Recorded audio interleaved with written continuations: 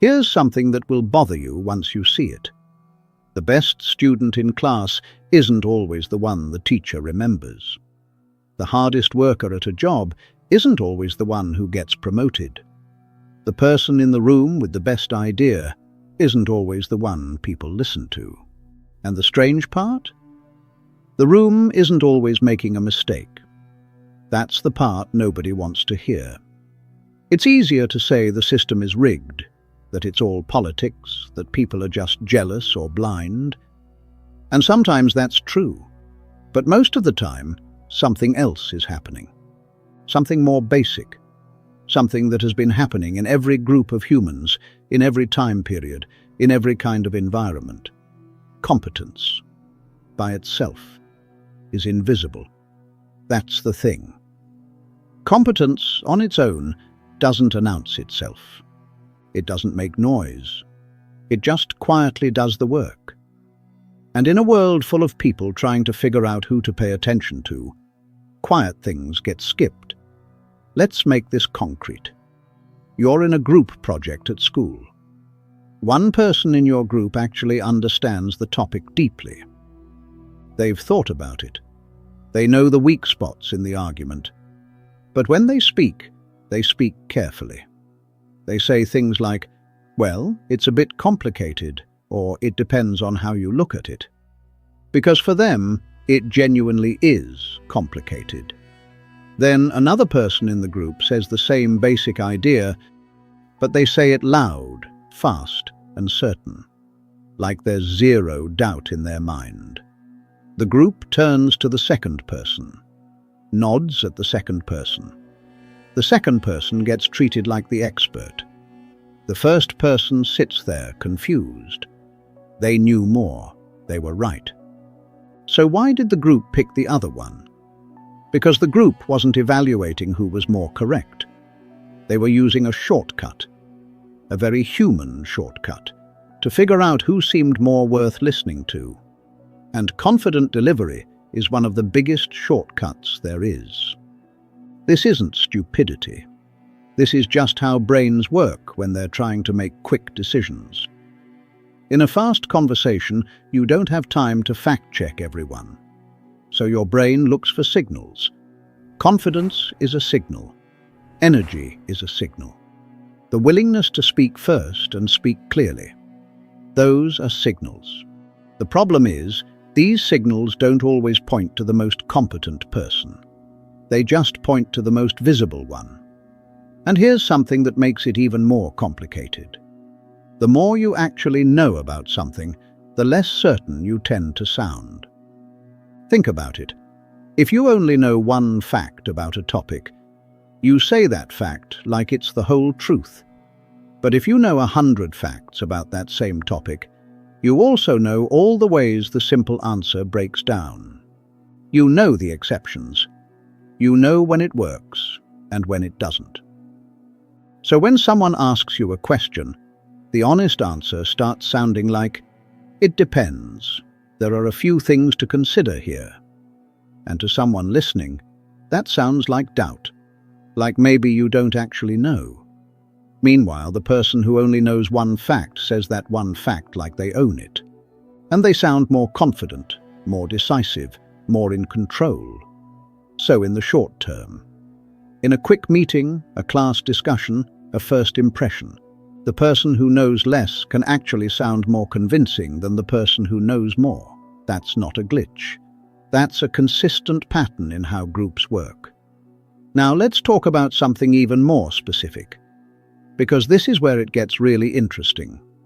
Every group, a class, a team, a friend group, a work team, has an unofficial map of who is what. This person is the leader. This person is the funny one. This person is the smart one. This person is the reliable one. These roles get set, and then the group quietly works to keep them set. Because when everyone knows their role, the group runs smoothly. There's less friction, less confusion. So when a new person comes in and is clearly better at something than the person who was supposed to be the best at that thing, the group has a problem. Not a logical problem, a social one. Accepting this means rewriting the map. It means the person who was the smart one is no longer the smart one, and that creates awkwardness. So what does the group often do?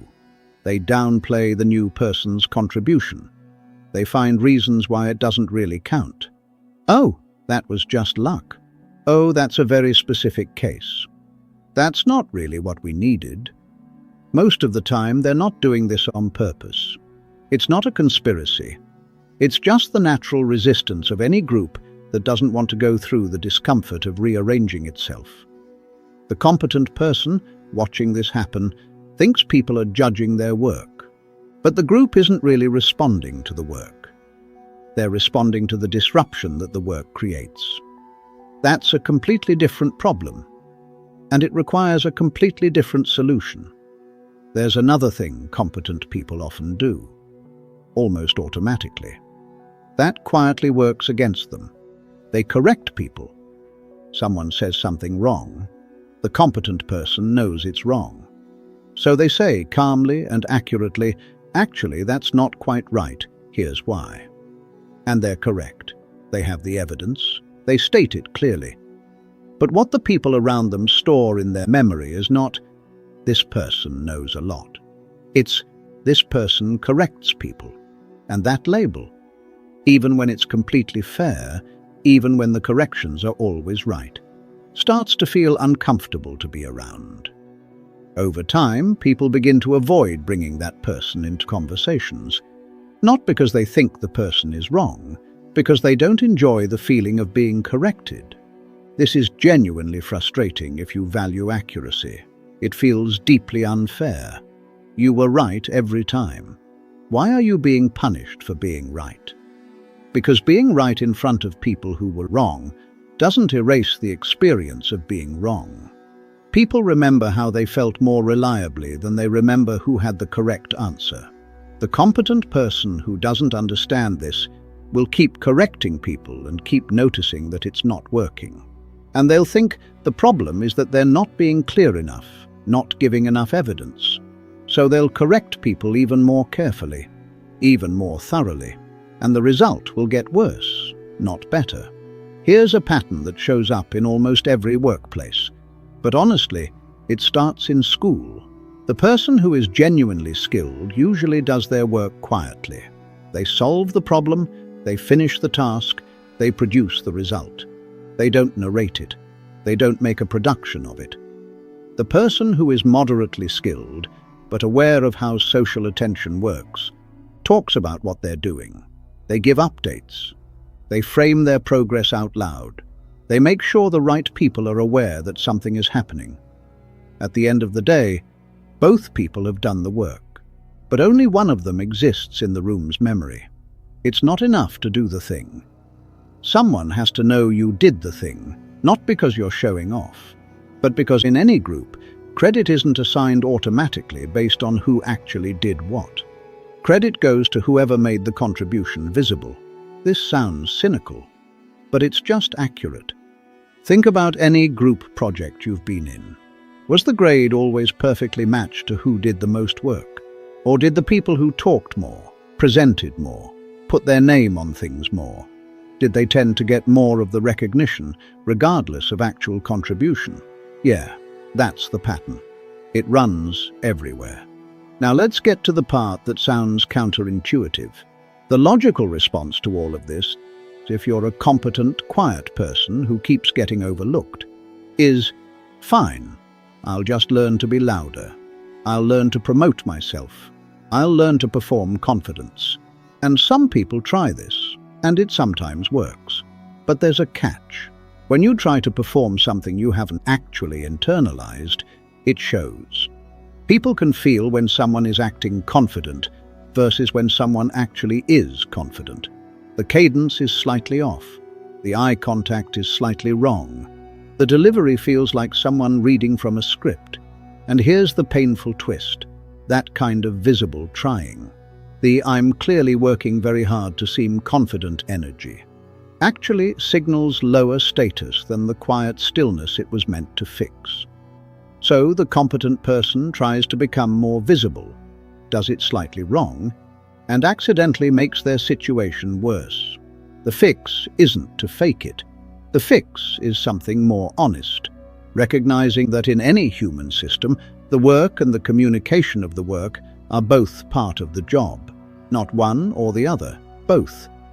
Deciding to only do the work and never think about how it moves through the people around you isn't a form of integrity. It's just leaving half the job undone. Let's talk about something that sounds boring, but is actually one of the most important social skills that exists. Timing. Every group, every conversation, every meeting has windows. A window is a moment when people are actually open to receiving something new. Outside those windows, it doesn't matter how good your idea is. The room isn't ready to take it in. A really competent person often brings the right answer at the wrong moment. They're tracking the logic. This information is correct right now, so I should share it right now. But the room is tracking a different thing. Are we at a point in this conversation where we're ready to take something in? If you've ever shared a great idea and watched it completely die in the room, and then 2 weeks later someone else shares a slightly weaker version of the same idea, and everyone loves it. You've felt this. The idea didn't change. The window changed. Knowing when to speak is at least as important as knowing what to say. This is not about manipulation. It's just understanding that people are not machines that process information the same way at all times. They're in states. Ready, resistant, distracted, open, defensive. And reading those states and choosing your moment is part of being genuinely effective. Competent people who never learn this will have a lifetime of watching their contributions be ignored. Not because the contributions were wrong, but because they arrived through the wrong door at the wrong time. There's a deeper thing going on underneath all of this. A lot of highly competent people learned their skills in environments where feedback was clear and direct. In math, the answer is right or it isn't. In coding, it works or it doesn't. In a science experiment, it confirms the hypothesis or it doesn't.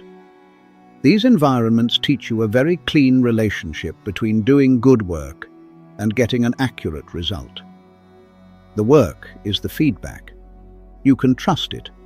You don't need to manage anyone's perception of it. But social environments don't work that way, at all. In social environments, it's not enough to be correct. It's not enough to produce quality.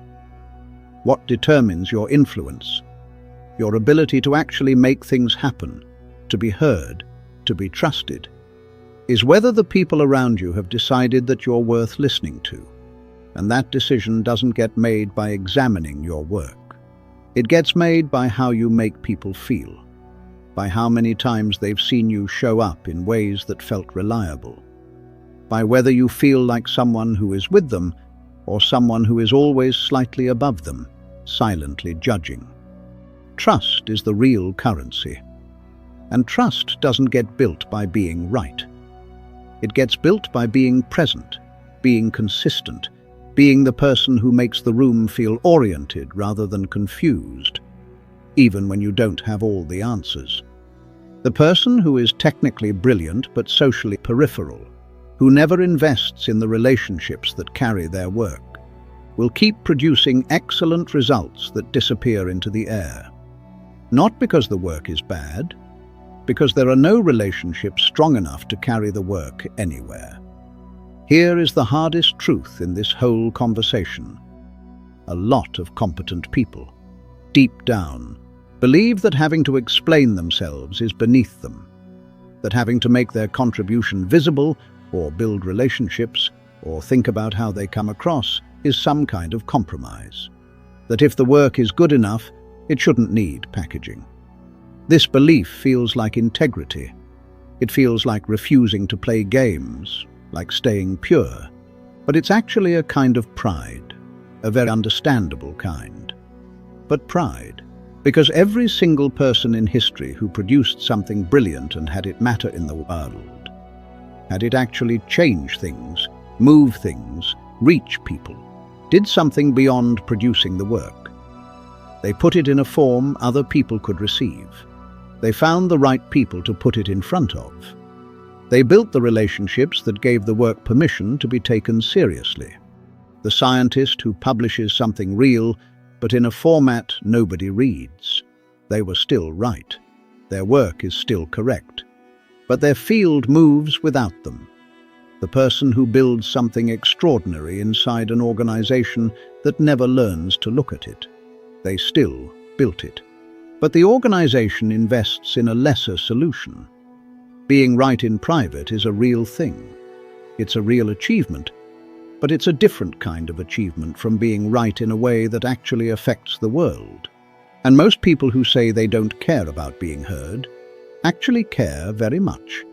They've just decided that wanting to be heard is embarrassing, so they dress the desire up as not caring.